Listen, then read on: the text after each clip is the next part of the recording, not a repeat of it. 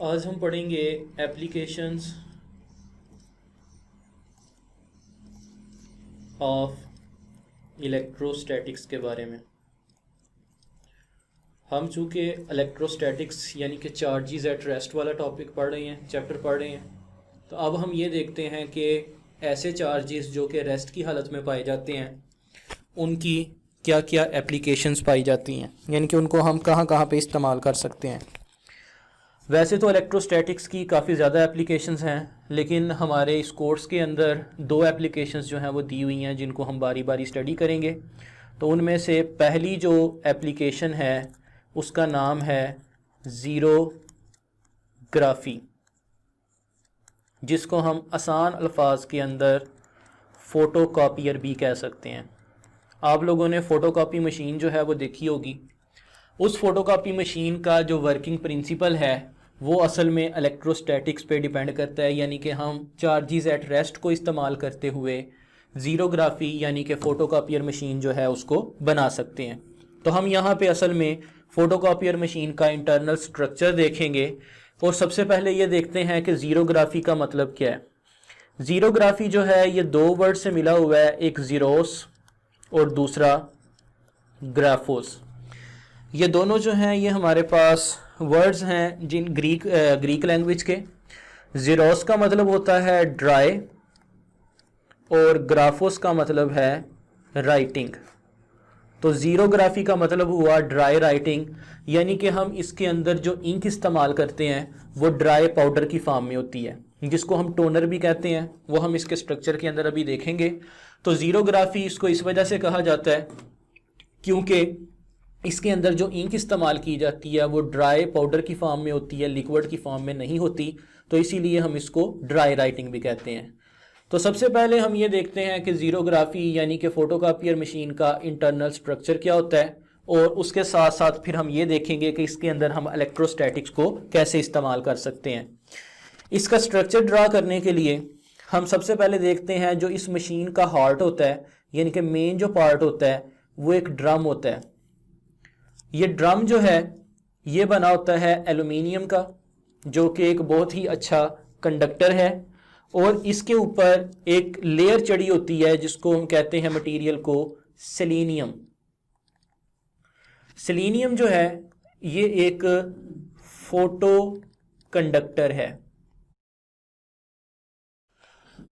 अच्छा जी, ये दरमियान में जो है वो हमारे पास एल्युमिनियम है, और एल्युमिनियम जो है ये एक बड़ा अच्छा कंडक्टर होता है। कंडक्टर मतलब इसके अंदर पॉजिटिव चार्जेस जो हैं वो काफ़ी ज़्यादा पाए जाते हैं। ये जो ऊपर आपको दूसरे कलर की लाइन नज़र आ रही है ये सेलेनियम है। सेलेनियम जो है ये एक फ़ोटो कंडक्टर होता है, जिसके बारे में मैंने आपको अभी भी बताया था कि फ़ोटो का मतलब होता है लाइट, यानी कि एक ऐसा कंडक्टर जो कि लाइट की मौजूदगी में कंडक्टर बन जाता है, और जब इसको अंधेरे में हम रखते हैं यानी कि डार्क के अंदर रखते हैं तब ये एक इंसुलेटर बन जाता है। इसके साथ दो नीचे हीट रोलर्स लगे होते हैं। इनका भी हम काम अभी देखेंगे कि ये क्या काम करते हैं। यहाँ से हम उस पेज को एंटर करते हैं जिस पेज को हमने प्रिंट करना है, यानी कि जिस पे करना है, और जिस चीज़ की आपने फ़ोटोकॉपी करनी होती है उसको आप इसके ऊपर रख देते हैं। यानी कि फ़र्ज़ करें कि ये मेरे पास एक पेज है जिसके ऊपर मैंने कुछ भी लिखा हुआ है, लेट्स से ये फिज़िक्स लिखा हुआ है, और इसकी मैंने फ़ोटोकॉपी बनानी है। मैंने इसको जो है वो मशीन के ऊपर रख दिया, और ये वो ब्लैंक पेज है जिस पेज के ऊपर मैंने इसका प्रिंट निकालना है, और इसको मैंने इस रोलर के साथ रख दिया। यहाँ पे हमारे पास जो है वो एक लाइट का सोर्स यानी कि एक लैंप लगा होता है, और इस लैंप के साथ जो है वो यहाँ पे नीचे एक लेंस लगाया होता है जिसको हम कहते हैं कन्वर्जिंग लेंस या फिर कन्वेक्स लेंस। ये आपके पास जो है वो एक सिंपल सा स्केच है एक फ़ोटोकॉपी मशीन का। अब देखते हैं कि इसकी वर्किंग जो है वो कैसे होगी।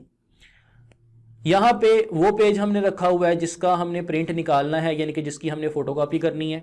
जब हम इस लाइट के सोर्स को ऑन करेंगे तो ये लाइट जो है ये जाके पड़ेगी इस पेज के ऊपर, और जैसे ही इस पेज के ऊपर पड़ेगी तो इस लेंस की मदद से जो भी यहाँ पे लिखा हुआ होगा उसका प्रिंट यानी कि उसका एक इमेज जो है वो इस सेलेनियम के सिलेंडर के ऊपर जो है वो पेस्ट हो जाएगा।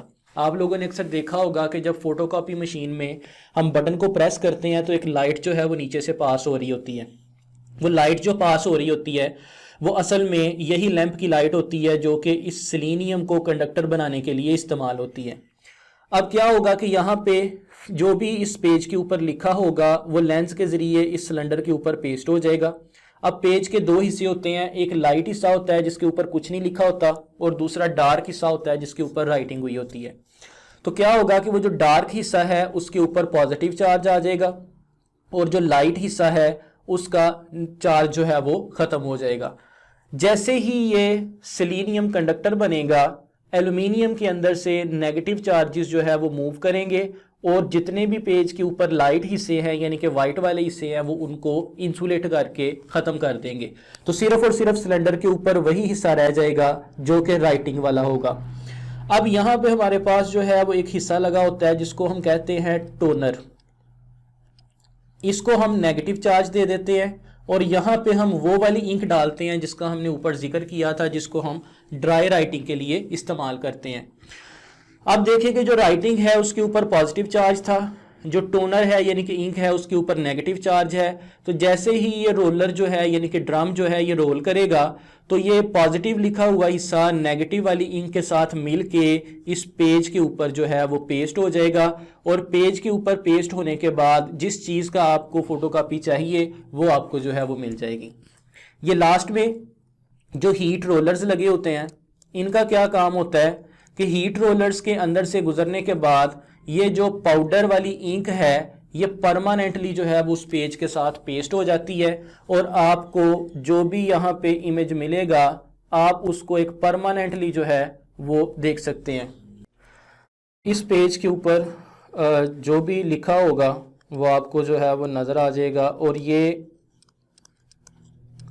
हीट रोलर्स का काम यहाँ पे ये है कि इस ड्राई पाउडर इंक को वो मेल्ट करते हैं और मेल्ट करके परमानेंटली पेज के साथ जोड़ देते हैं, जिसकी वजह से आपको एक क्लियर और एक फिक्स इमेज जो है वो इसके ऊपर नज़र आएगा।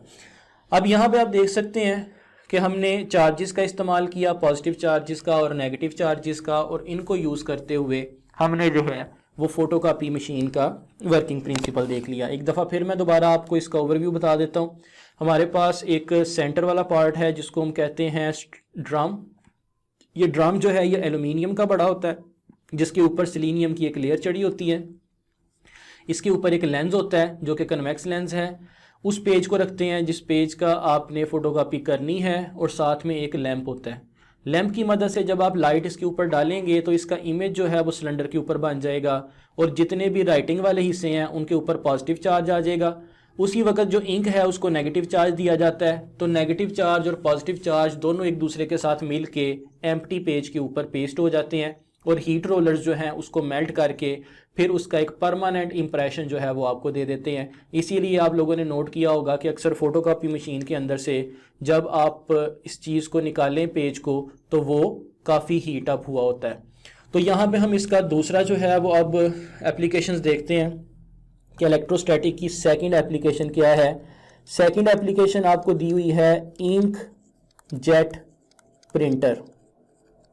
अक्सर आप लोगों ने प्रिंटर्स देखे होंगे जो कि कंप्यूटर्स के साथ इस्तेमाल होते हैं किसी भी डॉक्यूमेंट का प्रिंट आउट लेने के लिए।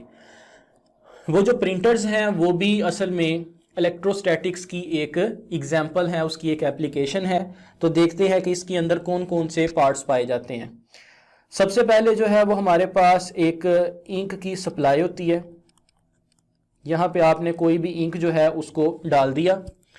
इंक की सप्लाई जो है इसको हमने जोड़ा होता है एक पंप के साथ। ये हमारे पास एक पंप है जो कि इस इंक को ऊपर की तरफ लेके आएगा और इस पंप को हमने आगे एक नोज़ल के साथ जोड़ा होता है। ये आपके पास एक नोज़ल है। नोज़ल मीन्स कि इसके अंदर से जो इंक है वो इस तरह से जेट की सूरत में यानी कि डॉट्स की सूरत में बाहर निकलती है, इसीलिए हम इसको इंक जेट प्रिंटर कहते हैं। इसके आगे जो है वो दो चार्जिंग इलेक्ट्रोड्स होते हैं, इसको हम नाम देंगे चार्जिंग इलेक्ट्रोड्स का।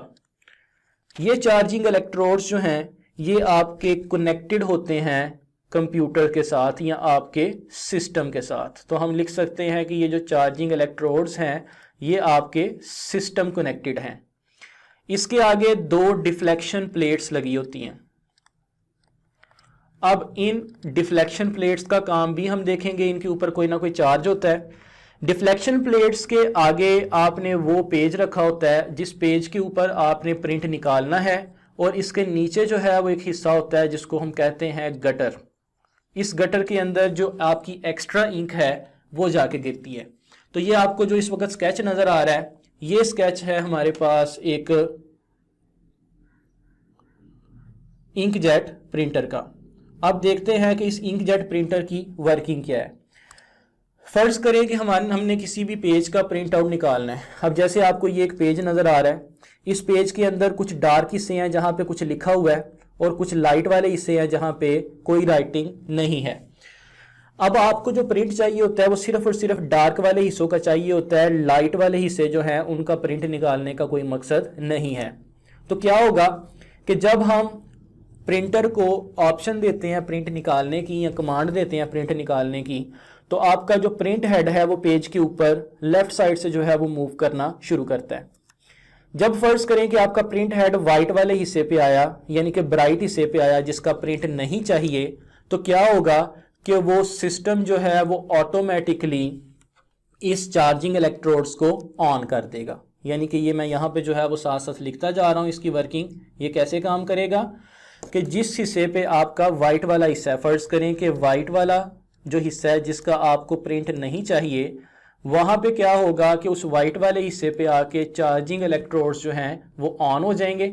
जब ये चार्जिंग इलेक्ट्रोड्स ऑन होंगे तो इनके ऊपर कोई ना कोई चार्ज आ जाएगा, यानी कि जो पार्टिकल्स हमने इसके अंदर से गुजारे वो चार्ज हो जाएंगे।